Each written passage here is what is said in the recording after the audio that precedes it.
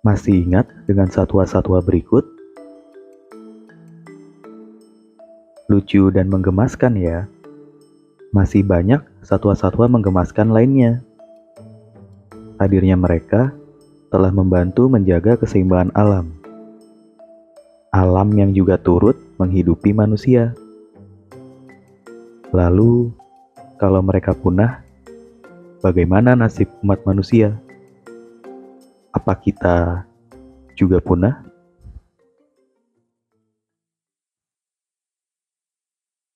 Jika orang hutan punah, terumbu-terumbu karang mati, beruang kutub tak terlihat lagi, tidak ada lagi keanekaragaman hayati. Apakah bumi lantas menemui ajalnya? Bumi, rumah bagi lebih dari 8 juta spesies makhluk hidup, dari mikroorganisme yang tidak terlihat, hingga mamalia besar yang menjelajahi hutan, bahkan lautan. Biodiversitas adalah fondasi ekosistem yang memainkan peran penting dalam menjaga keseimbangan alam, dan kita semua bergantung padanya. Indonesia merupakan negara dengan tingkat biodiversitas tertinggi kedua setelah Brazil, namun memiliki tingkat keterancaman yang sama tingginya. Ancaman-ancaman itu menyasar satwa endemik Indonesia. Satu di antaranya adalah orangutan. Padahal, orangutan punya peran krusial dalam menjaga keseimbangan biodiversitas. Orangutan adalah spesies payung. Ia membantu regenerasi hutan dengan menyebarkan biji-bijian melalui feses mereka. Proses ini mendukung pertumbuhan pohon dan biodiversitas di kawasan hutan. Ketika orangutan bergerak di atas pohon, akan terbuka jalur untuk sinar matahari masuk ke dalam lantai hutan yang dibutuhkan bagi pohon-pohon kecil. Adanya orangutan di wilayah hutan menandakan bahwa ekosistem tersebut sehat dan lestari.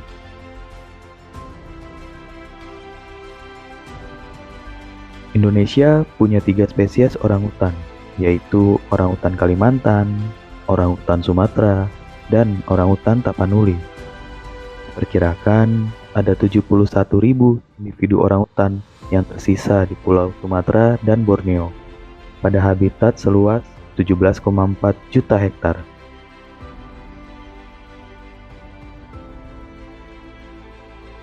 Orangutan Kalimantan adalah spesies yang paling banyak jumlah populasinya. Mereka hidup di hutan hujan tropis dan berkontribusi besar dalam menjaga keseimbangan ekosistem hutan Kalimantan. Jumlah populasi orangutan Kalimantan diperkirakan terdapat 57.000 individu, sedangkan orangutan Sumatera sekitar 14.000 individu. Pada tahun 2017, ilmuwan berhasil mengidentifikasi spesies baru, yaitu orangutan Tapanuli. Tapi ternyata jumlah populasinya kurang dari 800 individu di dalam habitat seluas 132.000 hektar yang terletak di bentang alam Batang Toru, Sumatera Utara.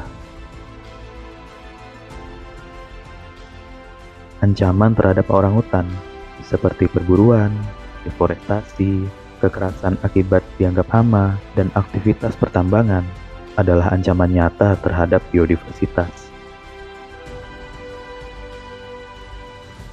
Ketiga spesies orangutan berstatus terancam punah atau critically endangered, dan jumlahnya selalu menurun setiap tahun.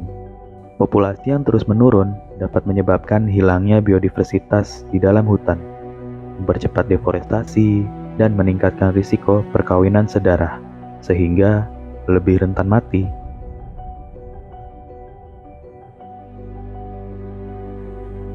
Hilangnya hutan juga merugikan masyarakat lokal yang hidupnya sangat bergantung pada hutan, dan juga meningkatkan emisi gas rumah kaca, sehingga memperburuk krisis iklim global. Selain krisis iklim, Bumi juga sedang dilanda krisis biodiversitas. Krisis inilah yang terus diperjuangkan dalam COP Biodiversity, sebuah konferensi internasional yang membahas upaya pemulihan keanekaragaman hayati.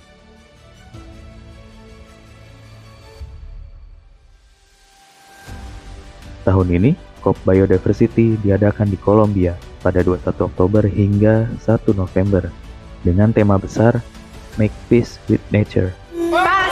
Con la naturaleza. Momen COP Biodiversity ini adalah kesempatan untuk terus menyuarakan urgensi perlindungan biodiversitas.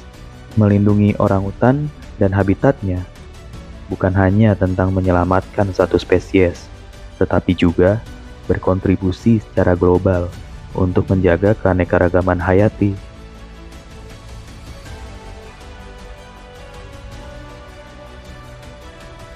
Berdamailah dengan alam. Jangan lagi merusak, mengeksploitasi alam hanya untuk keuntungan pribadi. Mungkin kamu tidak merasakan, tapi bagi mereka, alam adalah nyawa. Jaga hutan, jaga orangutan, jaga keanekaragaman hayati. Karena dengan menjaga mereka, sama dengan menjaga bumi dan juga umat manusia.